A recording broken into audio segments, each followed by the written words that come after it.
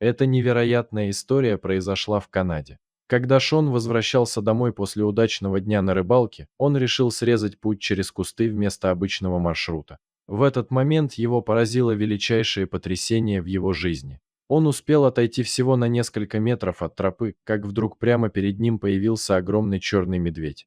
Медведь был так близко, что он мог видеть, как ее нос шевелится при дыхании. Мужчина старался сохранять спокойствие и вести себя так, как его учили. Он поднял руки и увеличил свой рост, чтобы казаться более устрашающим и менее похожим на потенциальную добычу. Медведь поднялся на задние лапы и обнюхал его. Она была действительно угрожающе близко. Это было страшно. Но тут медведь сел и начал скулить. Сначала он отошел, готовый отступить. Но ее болезненные стоны заставили его обернуться. Он заметил, что у медведицы на боку было несколько порезов. Ее передняя лапа также, похоже, была повреждена. Это может сделать ситуацию еще более опасной. Однако медведь не представлял угрозы. Вместо этого она выглядела просто удрученной. Шон вспомнил раннее утро. За рекой шла медведица со своим детенышем. Вероятно, это был тот самый медведь. Но что случилось, что она пострадала? А где был медвежонок? Эта мысль немедленно заставила Шона действовать. Он понял, что медведь просит его о помощи, и осторожно последовал за животным к реке. Оказавшись у реки, Шон лихорадочно искал медвежонка, а мать-медведица все еще сопровождала его. Но медвежат он не увидел. Это было странно. И вдруг из воды появилась темная голова. Шон сосредоточил взгляд на этом месте. И действительно, голова медвежонка снова высунулась, как будто вцепившись в камень.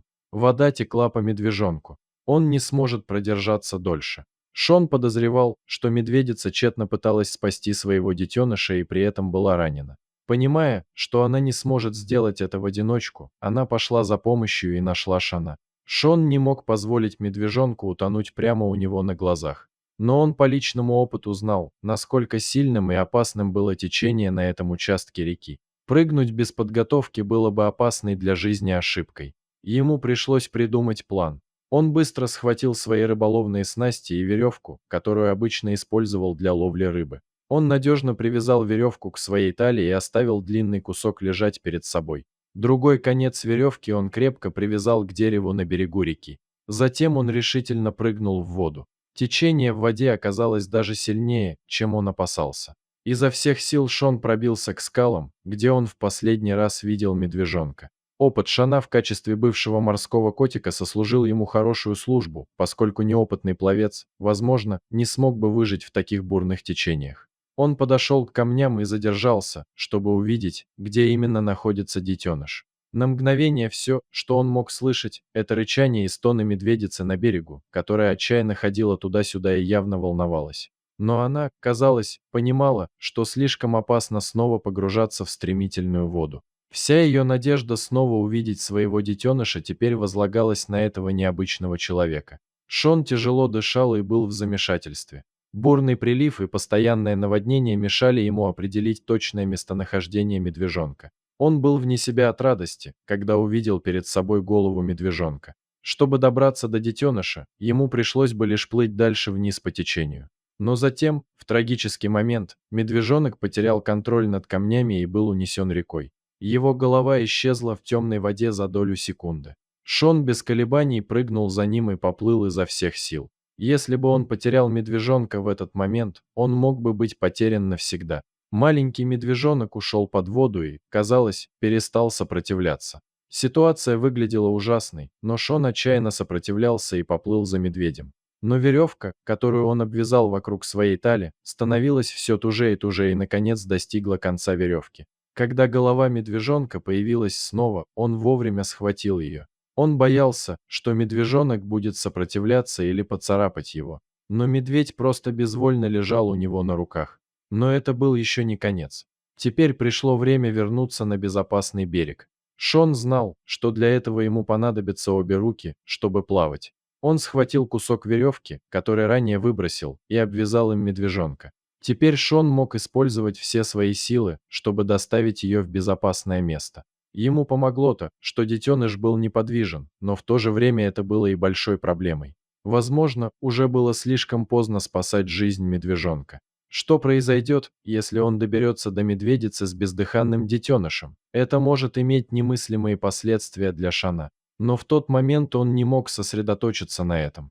Вся его энергия должна была быть направлена на то, чтобы доставить ее в безопасное место. Он чувствовал, как его энергия утекает. Только адреналин двигал его вперед.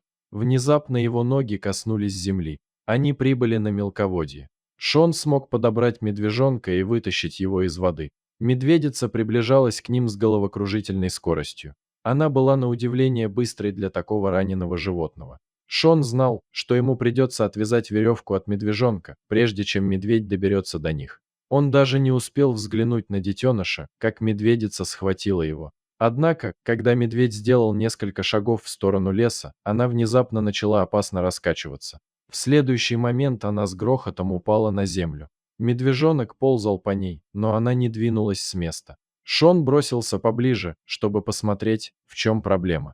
Только тогда он понял, что порезы, должно быть, оказались хуже, чем он предполагал. Видимо, адреналин в ее теле поддерживал ее, а теперь, когда ее ребенок был жив и в безопасности, она совсем сломалась. Шон не мог в это поверить. Он спас медвежонка только для того, чтобы увидеть, как тот осиротел на его глазах. Он чувствовал себя беспомощным там, у него не было связи на мобильном телефоне, и у него не было достаточно времени, чтобы дойти до дома. В этот безнадежный момент произошло нечто неожиданное. Вдруг он услышал что-то вдалеке. Это было похоже на пикап.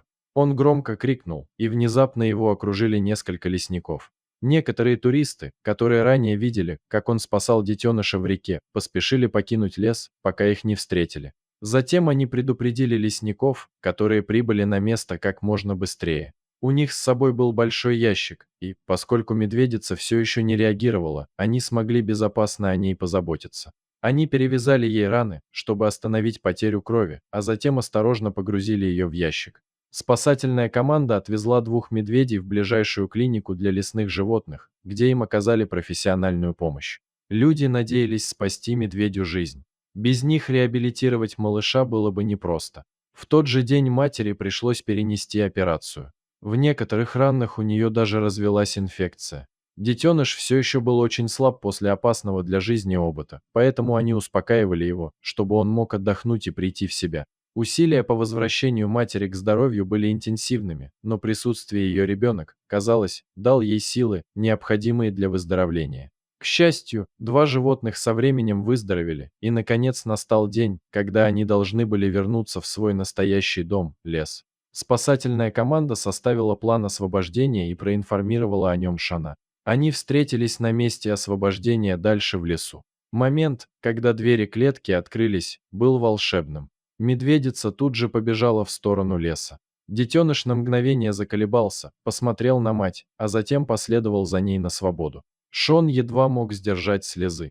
Он гордился тем, что спас маленькую семью, хотя ему было немного грустно от того, что он, вероятно, никогда больше их не увидит. Поставьте, пожалуйста, лайк и подпишитесь на канал, здесь много интересных историй про животных.